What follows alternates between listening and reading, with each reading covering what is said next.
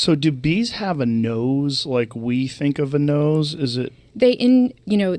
Their world very much exists through sense, but it's not, they don't really have a nose like we do. They even have, they can taste through their feet. They even have a way to taste the difference between sweet and salty through their feet. And I believe it's just glands that they're doing this through. But, they have antennae too, which their antennae help them, move within the colony and talk to each other and clean themselves. They're remarkable little creatures. It's so fascinating how they have this uniform structure, the hive. Yes. With all these little catacombs and all these little combs that they create, and they all do it the same way. Yes.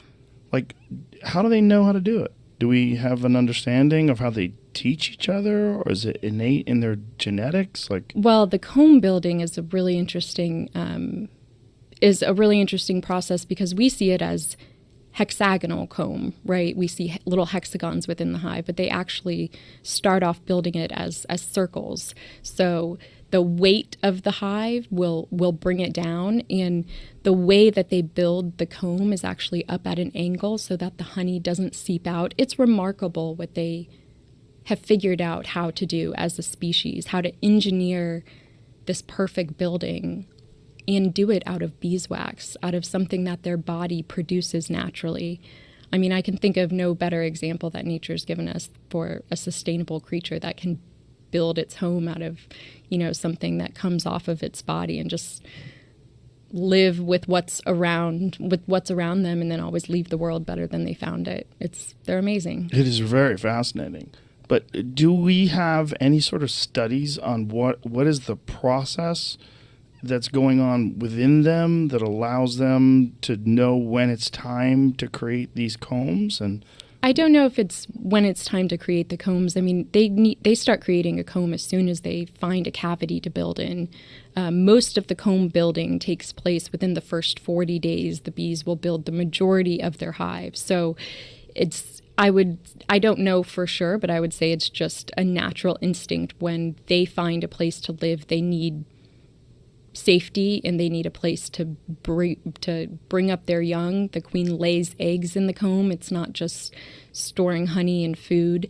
This is where the bees also raise their young, and I think it's just they know that they need a safe place to live, and so they start to build a beehive immediately. And does if the queen, it's a solitary queen in the hive, in the colony. So what happens when females are born? So the female bees are the worker bees, and they're the ones that make up about 95% of the population, and they cannot lay eggs that have been fertilized. So they can lay eggs that only result in drone male bees. So there's no competition between the queen and the worker bees.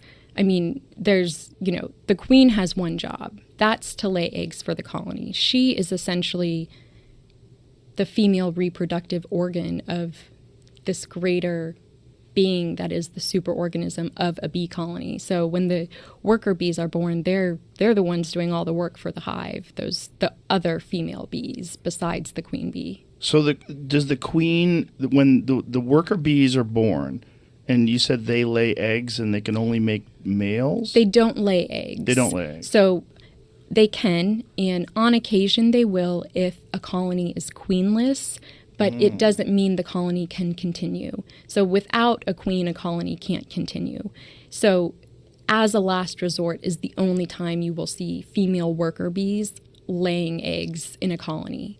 And they will lay eggs that turn into bees that look different. They're male drone bees, and so their larvae and their pupae look a little bit different than the worker bees. And so as a beekeeper, if you see a colony full of male honeybee babies, brood, eggs, and larvae, it's a sign that a colony may be without a queen. And what happens then? So as a beekeeper, you can introduce a new queen to the colony, and likely they'll accept her. You can also give the colony eggs from another colony that are female eggs, so female bee eggs. Any female bee egg can be made into a queen bee. So if you give a colony that's queenless the opportunity to make their own queen, that's sometimes even better than introducing a new queen to them. And the way that a queen bee is made is when the queen bee lays an egg, and if it's a female worker bee egg, which most of them are, because again, 95% of the colony's population is female, every bee in the first 3 days of their life, they're fed royal jelly.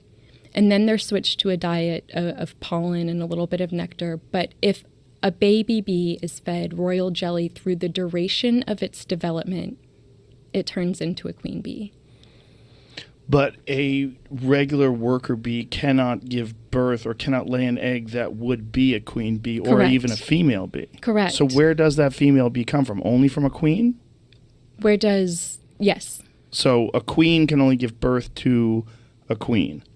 A queen can lay both female and male bee eggs. I shouldn't say give birth. Lay. So a female can lay a female. Does when a queen knows that her time is short when she's about to die, does she like make a successor?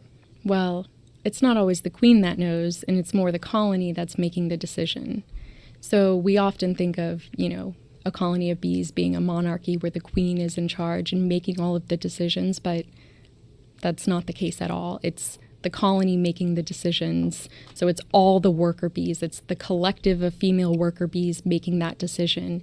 And they can take any female egg and turn it into a queen bee, not only by that diet of royal jelly, but they will also make the cell that the bee is born into a little bit bigger to accommodate the queen bee's larger body size.